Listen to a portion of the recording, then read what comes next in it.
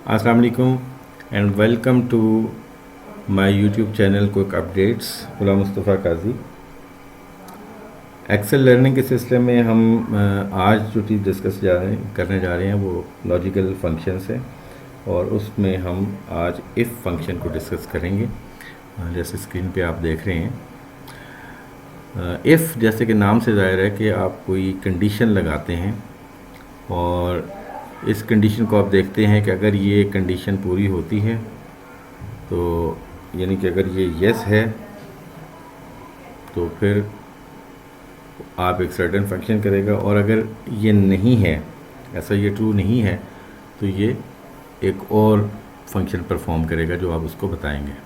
यानी कि अगर ये ट्रू है तो फिर एक फंक्शन अप्लाई होगा जो आप कहेंगे, और अगर ये फॉल्स है तो आप उस पर दूसरा फंक्शन लगाएंगे। तो ये आज हम डिस्कस करेंगे जी। तो लेट्स स्टार्ट। इफ़ फंक्शन को जब आप यूज़ करते हैं तो obviously it's will start with if और ब्रैकेट स्टार्ट करेंगे। तो ये लॉजिकल टेस्ट यहाँ पे आएगा। इसका जो फंक्शन है ये यहाँ पे logical test, value if true and value if false. यानी कि लॉजिकल टेस्ट आप बताएंगे A is greater than B for example, और इफ़ इट इज़ ट्रू तो वहाँ क्या लिखे, क्या ट्रू लिखे, 1 लिखे या जो भी आप चाहते हैं वो लिखे, और अगर फॉल्स हो तो फिर क्या करें। ठीक है, तो इसको मैं अगर एफ में फंक्शंस में देखना चाहूँ तो यहाँ आप देखें कि इफ़ और फिर लॉजिकल टेस्ट, आपका टेस्ट क्या है, और वैल्यू इफ़ ट्रू, अगर ये ट्रू है तो फिर क्या वैल्यू आनी चाहिए, एंड वैल्यू इफ़ फॉल्स, अगर वैल्यू जो है वो फॉल्स हो तो वो क्या लिखे इसमें। और ये checks whether a condition is met and returns one value if true and another value if false. Logical test is any value or expression that can be evaluated to true or false. तो आपने ये देखना है कि जी जो condition आप लगा रहे हैं वो ट्रू है या वो फॉल्स है। ठीक है, तो प्रैक्टिकली देखते हैं जी।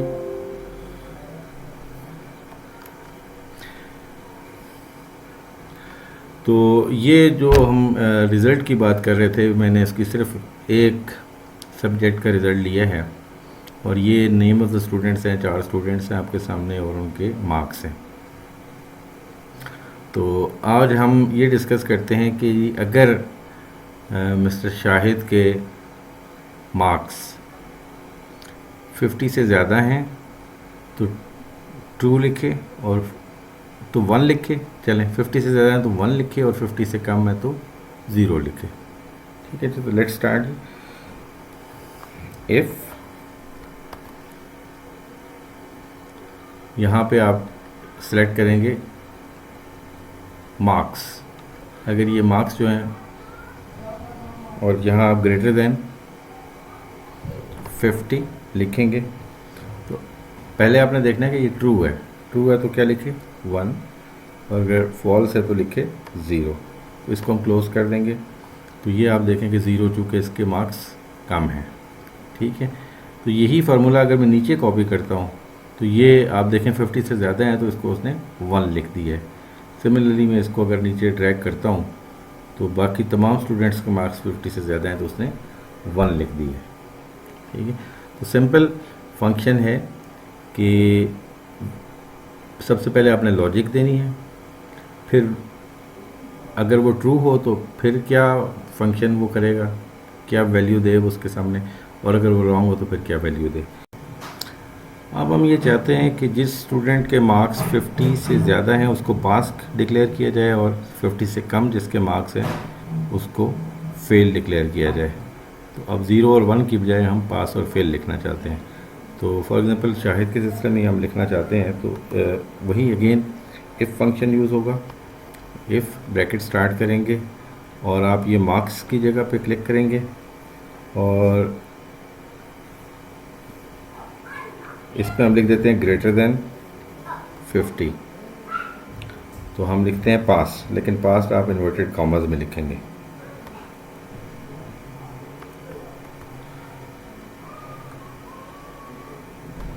ये पास आपने लिख दिया।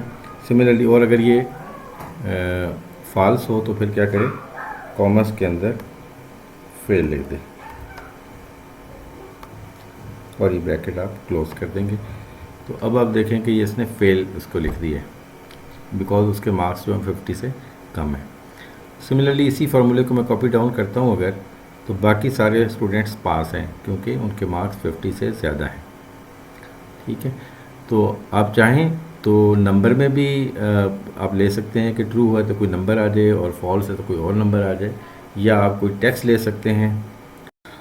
अभी हमने सीखा कि अगर हम स्टूडेंट्स के मार्क्स एक लेवल पे हैं तो उसको पास कंसिडर करें और दूसरे लेवल पे हैं तो उसको फेल कंसिडर करें, और या 1 और 0 उसमें हम लिखें।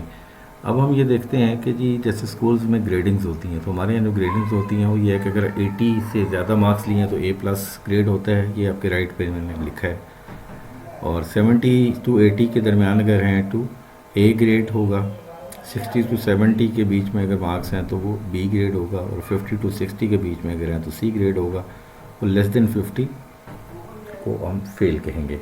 फॉर एग्ज़ाम्पल ये हम क्राइटेरिया अप्लाई करना चाहते हैं,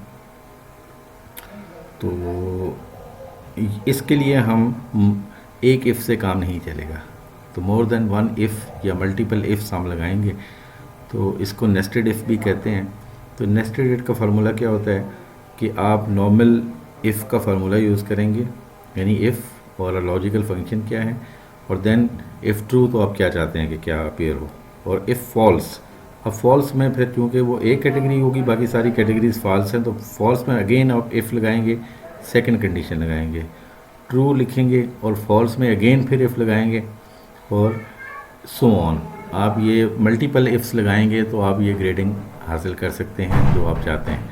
तो लेट्स स्टार्ट। अगेन मैं लिखता हूँ इफ़ फंक्शन, इफ़ ये जो मार्क्स हैं अगर अब ग्रेटर देन 80 हैं, ठीक है, तो इसको लिखे A+ ग्रेड, A+, और इसको इन्वर्टेड कॉमर्स के अंदर मैं करूँगा। और अगर ये फॉल्स हो तो अगेन मैं इफ़ लगाऊंगा। अगर ये फॉल्स हो तो ये वाले मार्क्स अगर ग्रेटर देन 70 हों तो ये लिखे A ग्रेड, बीच में कॉमा था, कॉमा गलत लग गया, कॉमा को हम यूज़ करेंगे, और A ग्रेड होगा। और अगर ये फेल होगा तो फिर अगेन मैं इफ़ की फंक्शन लगाता हूँ, इफ़ C4 यानी मार्क्स जो हैं वो ग्रेटर देन 60 हैं। यहाँ पे C4 हो गया था तो सिर्फ 70 में लिखूँगा, और अगर ये ग्रेटर देन 60 हैं तो वो B ग्रेड दे, तो इन्वर्टेड कॉमर्स में B लिखूँगा, कॉमा लिखूँगा, और फिर अगेन इफ़ फंक्शन यूज़ करूँगा, और उसमें हम लिखेंगे कि C4 यानी मार्क्स जो हैं ये ग्रेटर देन 50 हैं तो वो B ग्रेड देगा, वो C ग्रेड देगा, तो इन्वर्टेड कॉमर्स में C लिखूँगा, फिर कॉमा, और देन क्योंकि ये लास्ट कंडीशन थी तो अदरवाइज ये इसको फेल कर दे, तो इन्वर्टेड कॉमा में फेल, क्योंकि हमारी फर्दर लॉजिक्स नहीं है तो हम उसको यहाँ क्लोज कर देंगे। तो अब जो आपने ब्रैकेट्स जितनी लगाई हैं सारी क्लोज करेंगी, 1 2 3 4, तो ये क्लोज हो गई। और ये चूँकि कॉमा की बजाय इन्वर्टेड कॉमा लग गया था तो यहाँ पे कॉमा हम लगाएंगे, तो ये आपका हो गया।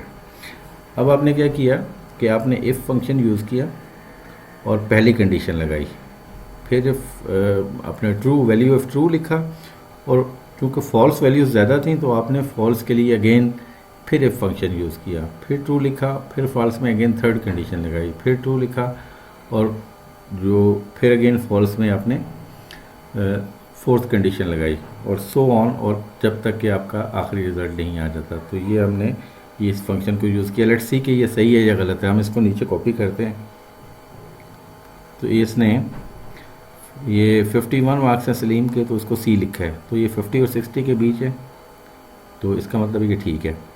देन नेक्स्ट है 87, तो ए प्लस लिखा है, तो 80 प्लस हैं चूँकि, तो ए बिल्कुल सही इसने लिखा है। तो ये 70 to 80 हैं अकरम के, तो ये ए ग्रेड है, तो उसने ए ही लिखा। अब अगेन अगर 60 to 70 वाली कैटेगरी नहीं है, मैं यहाँ पे अगर सलीम के मार्क्स जो है ना वो 65 कर देता हूँ, तो आप देखें कि ये इसने बी ग्रेड इसके सामने लिख दिया। तो इसका मतलब ये है कि जब आप मल्टीपल इफ्स लगाते हैं या नेस्टेड इफ लगाते हैं, तो you start with one condition, उसकी ट्रू में क्या उसको लिखना चाहिए वो लिखते हैं, और जो उसका फॉल्स है उसमें अगेन आप इफ़ कंडीशन लगाते हैं, और ये आप लगाते रहते हैं अनटिल के आपकी सारी कंडीशंस आपकी मेट नहीं होती। तो ये था जी if function and nested function. I hope कि आपको पसंद आया होगा और आपको समझ भी आई होगी। तो अगर आपको ये समझ आई है तो काइंडली लाइक कीजिएगा मेरी वीडियो को, मेरे चैनल को सब्सक्राइब कीजिएगा, ताकि आपको फ्यूचर में अच्छी वीडियोस मिलती रहें। तो इजाज़त दीजिएगा जी, अल्लाह हाफ़िज़, अस्सलाम वालेकुम।